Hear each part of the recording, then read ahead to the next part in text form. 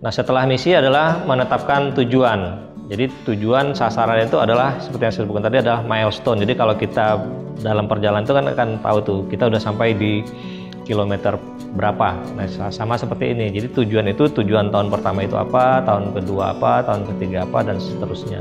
Jadi tujuan itu untuk mendukung pencapaian daripada misi. Kemudian menggambarkan sesuatu yang akan dicapai dalam jangka waktu 1 sampai dengan 4 tahun.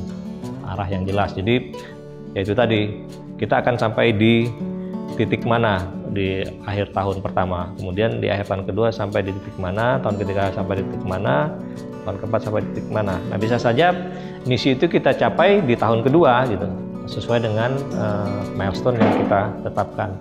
Kemudian ya bahasanya yang menantang dan realistis. Jadi tetap juga menggunakan bahasa yang ringkas, menantang, dan realistis. Kemudian nah ini sasaran, program, dan kegiatan. Jadi sasaran itu apa? Yaitu adalah bagaimana mencapai hasil secara nyata dalam jangka waktu yang lebih pendek dari tujuan. Jadi kalau tujuan itu dicapai dalam tahunan, nah sasaran itu lebih ke teknisnya. Bagaimana cara mencapai dari tujuan yang sudah ditetapkan. Kemudian program itu biasanya sekumpulan dari kegiatan yang sistematik dan terpadu untuk mencapai sasaran yang sudah ditetapkan tadi.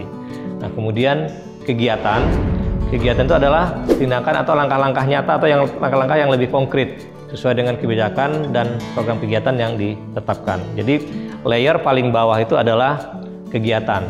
Nah, cuman mungkin di beberapa instansi di bawah kegiatan itu ada lagi yang namanya sub kegiatan. Cuman di sini kita menjelaskan hanya sampai kegiatan saja gitu. Nah, kemudian di bawah kegiatan itulah kita menyusun anggaran.